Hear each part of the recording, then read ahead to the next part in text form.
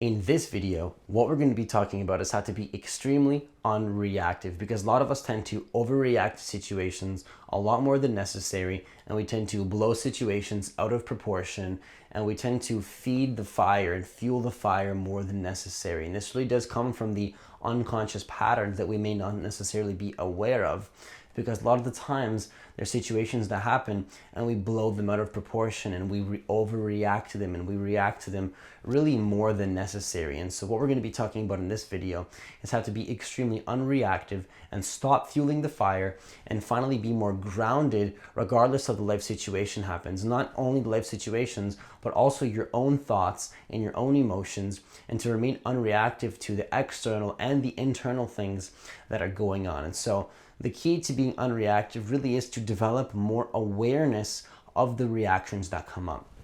Because if you don't have awareness of the reactions that come up, what tends to happen is you unconsciously feed those reactions and you fuel the fire. Because when you're unconscious of those reactions, you don't see them as reactions. You just see them as who you are, and you get sucked into them, and then it becomes who you are, and that emotion, that reaction just turns into who you are in that moment. There's no difference between a reactive pattern and a thought form and an emotional pattern versus who you are. It just becomes who you are, and you just get totally lost and reactive in whatever it is that comes up. And so the key here is to develop awareness of the reactive pattern and then stop it in its track. This is why meditation is so powerful, because when you're in a meditation habit, what you're doing is you're training yourself to be unreactive to your own mental resistance to the act of staying still.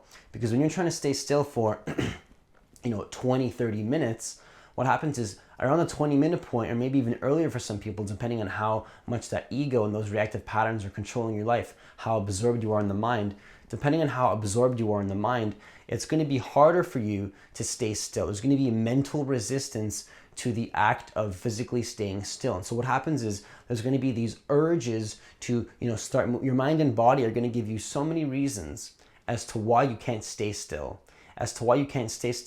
and just simply focus on the sensation of your breathing and don't get attached into the story. Don't get attached into the thinking that's going on in your mind. It's super simple, but it is a little bit difficult for some people, even though it's a very simple task. And so you're going to feel that urge to react and not meditate, the urge to maybe check the time, how much time is left in the meditation, or the urge to stop meditating and go accomplish something that really doesn't need to be accomplished in that moment. It's usually coming out of fear because you're afraid of not accomplishing it, when for those 20 minutes, you set yourself a goal to just meditate and do nothing, and here you are reacting to your own thoughts, getting caught up in the story. And so that's why meditation is so powerful, because when you learn to meditate, when I started to learn how to observe my thoughts 3 years ago in meditation, rather than get absorbed into them, what I also learned is how to stop getting absorbed into the unconscious reactions in my life.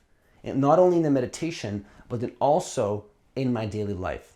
So when somebody gives me, an argument, tries to start an argument with me, what I'll do is I'm not going to feed into that argument, because I'm aware enough to observe those urges and those reactions, the same reactions, the same mechanism that actually makes me not want to meditate and check my phone. That same reactive pattern, or they're connected in a lot of ways. It's the same mechanism of the ego. The unconscious reactive patterns are going to make me argue with somebody and feed into that argument and then argue, because that's what the ego loves to do. The unconscious thought patterns, when you're attached to your thinking, you love to argue, you love to be angry, you like to complain, you like to be impatient. That's what the ego does. It likes to do all these things when you're caught up in the thinking, because it's stuck in time. It's stuck in the past and the future thinking. And when you're in that state of being stuck in your head, you love to complain. And so when you step out of that and you train how to be present in something like meditation, not only in meditation, but then incorporate that into your daily life in the midst of an argument or in the midst of your own reactive patterns, whether that be an argument or a life situation happens to you and you notice your emotions coming up, rather than letting the mind come in and interpret the situation and add fuel to the emotion, add fuel to the fire, what you can do is have full observation and presence of that reactive pattern, stop it in its track, and then simply let it go. Here's the thing though, is that when I say let it go, that may be misinterpreted by you, because you might interpret that as, going further into the unconsciousness, When I say allow it to be there, you might think, okay, allow it to be there, observe it and allow it to be there. You're just going to go into it and argue even more. No, it's not what I'm saying. What I'm saying cannot be understood through the level of thinking. This is conscious awareness of the pattern. You might feel it in your body. You might feel it as you're focusing on your breathing. So if you're in the midst of an argument, you're trying to react, you got to make that a reminder to stay present. Focus on your breathing. Focus on the energy field of your body. Bring yourself to the moment. Bring yourself to the moment and stop reacting. Don't react. Make a conscious choice to stop reacting. But the only way to make that conscious choice and to truly have control over your reactions is to have awareness that you are reacting to begin with. Because if you're not aware and you're unconscious of it, you can't make the choice to stop. And so at that point, you're not necessarily in control. The reactive patterns are in control. So when those reactive patterns are controlling you, you don't really have control in that moment, do you? The reactive patterns, the conditioning of the past that you already lived through, the past experiences are controlling you, not the presence that can allow new things to come in. So the goal here is to observe those reactions as they happen. Don't get caught up into them. The awareness is the most important thing here. Don't get sucked into the urge. Allow it to be there, and then don't feed it. Remain grounded, remain present. Allow that urge to be there, but don't get lost in it.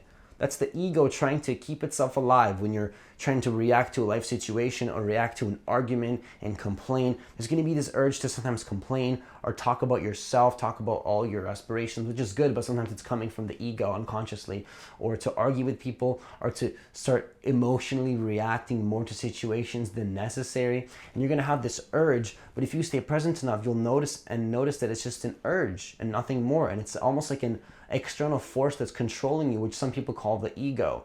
I use the word ego and I say that it's only a word to represent it because it is nothing more than a word to represent unconscious autopilot patterns, thought patterns, emotional patterns that are controlling you because you have a lack of awareness and you may be unconscious of those patterns right now in this moment. So the key is to be in this moment right now, aware of the fact that there are patterns and they are nothing more than emotional patterns that have been playing on autopilot, and that at a certain level, you were unconscious of this. And that if you simply bring awareness to it, now you have a choice to be less reactive by simply training yourself to be more present to the moment. And so it may not sound so simple to just make the choice.